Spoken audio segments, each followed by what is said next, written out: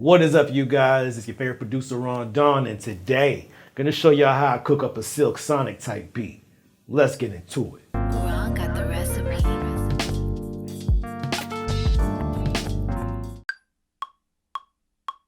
Let's talk drums. So for this beat, I want to keep the drums in the pocket, but I did want them to have a little knot to them. So we got 4 on the floor. 1, 2, 3, 4. 1, 2, 3, 4. We got our snare on the 2 and the 4, and we got our hi-hat playing 8th notes.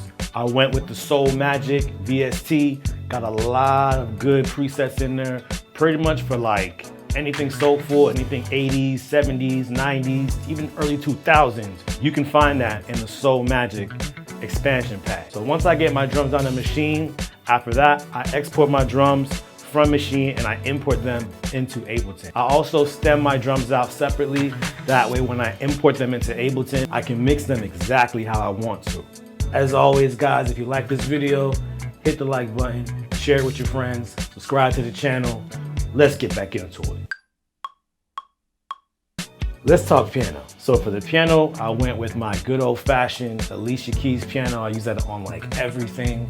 Also doing my core plugin, super fire plugin from Native Instruments. It's basically the drip plugin with a whole lot more presets on it. But for this track, what I really wanted to do was keep the piano kind of funky, but in the pocket as well. I want to play on the downbeats, but I want to play on the upbeats. The upbeats just give it more of a high energy kind of vibe to it, which is dope. You know, you want to kind of keep that energy moving. The strings really aren't doing too much. It's really 3 notes the entire time. And I just kept those strings there because it adds a little more of that classic 70s, 80s Marvin Gaye kind of vibe to it. I use string Ensemble Essential from my String VST. Super nice plugin. It's got a few different presets in there and you can tweak them. You can tweak the compression, the attack, the release, all that good stuff. I also turned down the brightness a little bit because I don't want the strings to be piercing. I want them to be a little warm, but not too warm. I want a good medium where these strings can fit inside my mix. All right, let's talk bass. So the bass is in the pocket, but it's not in the pocket. So for some parts, you'll see me pull back, and some parts you'll see me kind of speed up. The reason for that is because I want it to be different. I want the bass and the drums to be fluctuating, always moving, keeping that energy. But at the same time, I do want it to be sitting in the pocket, kind of upright and just doing its own thing.